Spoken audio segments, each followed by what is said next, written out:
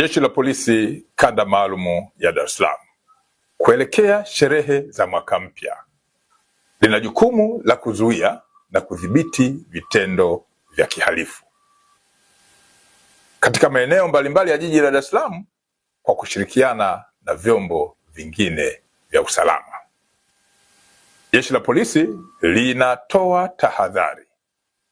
kwa wananchi wenye tabia ya kuchoma matairi barabarani, lakini pia wale wenye tabia ya kupiga baruti au fataki barabarani au kwenye maeneo ambayo ni hatarishi, kuwa watakapofanya hivyo, ikibainika wanatenda vitendo hivyo, watashughulikiwa haraka kwa kadri inavyowezekana, huku jeshi likizingatia misingi ya kisheria. Jeshi linapiga marufuku uchomaji wa matairi barabarani, lakini kupiga fataki au baruti kwenye maeneo ambayo hayakupewa vibali kulingana na mazingira ya kiusalama. Aidha, Jeshi la Polisi Kanda Maalum ya Dar es Salaam linaendelea kushirikiana kwa karibu sana na wananchi na viongozi mbalimbali wa nyumba za ibada ili kuhakikisha kwamba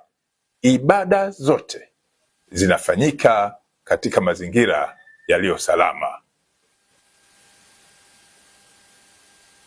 Mwisho, Jeshi la Polisi Kanda Maalum ya Dar es Salaam linaendelea kuwakumbusha wananchi kuwa makazi ya wananchi,